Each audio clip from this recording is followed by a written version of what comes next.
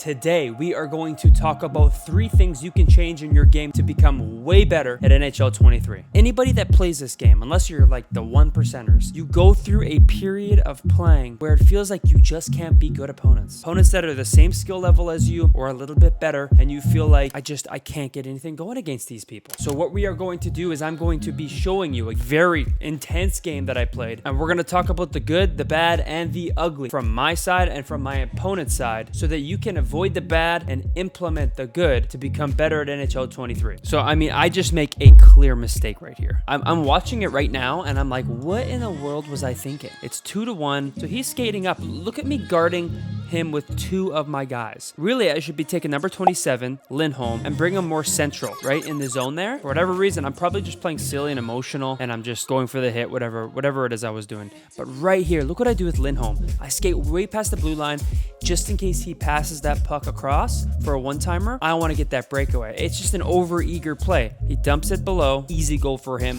One of the things I find when you're playing somebody similar to your skill level, but when I am playing someone that is a lot better than me, they know what you are going to do defensively. So what you have to do is you have to try to switch that up and predict what they are going to do offensively. So in this upcoming play here, what he's going to end up doing is he is looking for that play right across his zone. Of course, I kind of have an idea that that's what his opponent is going to do. So he's going to dip it up right to his D-man there. I make the prediction with Bergeron. Bergeron gets the easy breakaway, and it's 3-2. All coming from me predicting what is going to happen. Number 1, the first thing I want to talk about is puck possession. It doesn't even matter who you are playing and the opponent you are playing against. If you get into this up the ice, back down the ice, up the ice, back down the ice, you're not creating inconsistencies into play. Like your opponent knows that he's going to get the puck, he's going to quickly go for a shot. You're going to get the puck, you're going to quickly go for a shot. What you really need to focus on, whether it's play now game or you're playing franchise mode or you're playing online, you need to get the puck in that zone, and if you're not good at it, you need to work at it. You need to pass the puck around. You need to create inconsistencies with back skating, dumping the puck around the boards, not using that pass button to always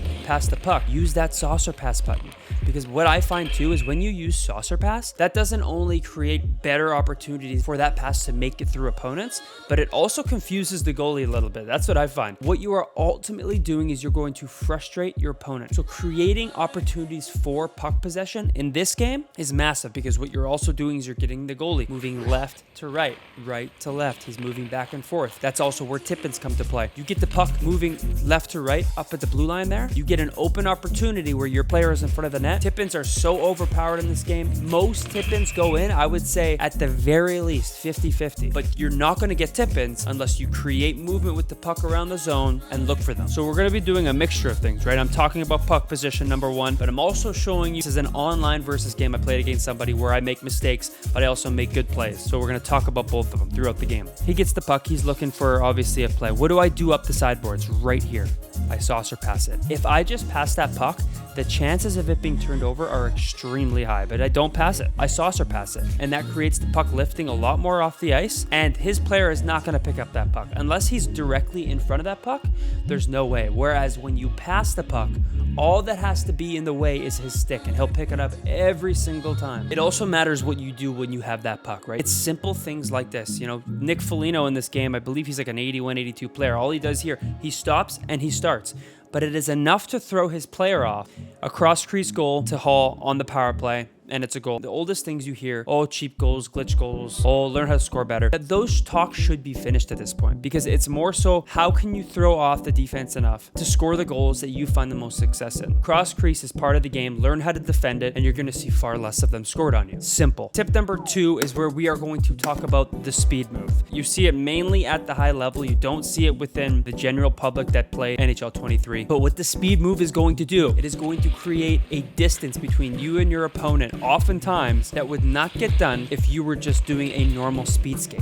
So here it's hard to say if I did a normal skate, if I would have made this play. Nonetheless, what I'm doing is I'm making this opponent think that I'm going to be taken off, right? So he probably played different defensively after he saw me do this play than he would have if I just skated in a straight line. So I get the puck here with Krejci. I probably abuse the play a little bit as far as how I'm using it.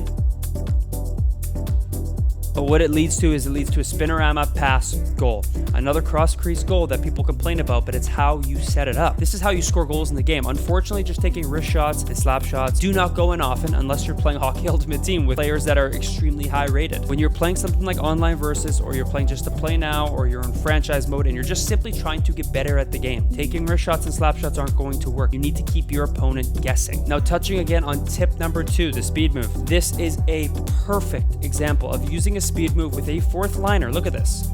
Trent Frederick. He gets the leg on this opponent by just using the speed move once, setting up the cross crease again. At this point in the game that I am playing, it was 3-1. And in that second period, as we broke down all those goals, it is now 5-3, but I will say that this opponent came out guns blazing. Let's take a look at the next couple minutes of this third period. I mean, oftentimes you're going to get goals scored on you where it's out of your power. There's nothing you can do about it. It sucks. You got to move on, okay? Like goals like this. He uses fresh players to start the period, fast players, makes simple passes looking for cross crease.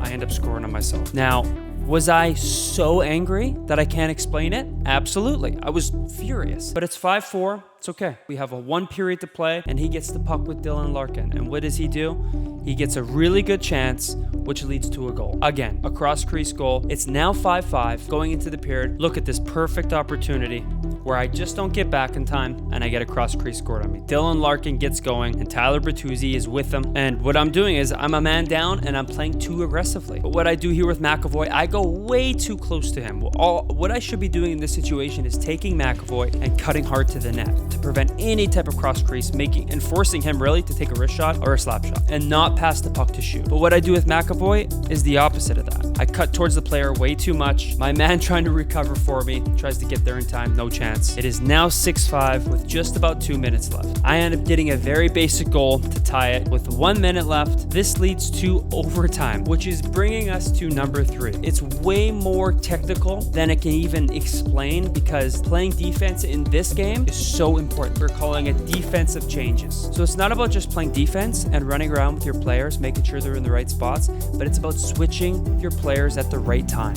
Overtime starts. He gets the puck in the zone. I am making sure that my players are spaced out perfectly. With Marchand, I'm guarding areas.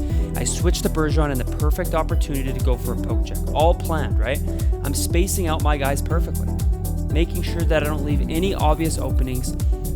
What ends up happening is the puck goes into Lindholm's feet. Bergeron gets the puck. Perfect. What's the easy and obvious play here? Looking at the ice right now. It's Bergeron skating up the right side and hopefully us getting another cross crease or something easy, right? Like we're going to be looking for the easiest way to score. Unless it's defended, then we will switch things up. But instead, what I do, he obviously thinks I'm going to skate up the right side with Bergeron. I dip the puck back, knowing that that's not a good choice. I dip it to Lindholm. Fast defenseman Lindholm ends up getting enough speed and skates and gets goaltended in overtime. All because of my defense. It starts with defense when you're playing these good opponents, and there's no other way around it. So those are 3 things you can do today to implement into your game to make yourself better at NHL 23. If you are interested in more NHL 23 videos, whether it be entertainment or you are looking to get better, I will link 2 videos below and 1 right here.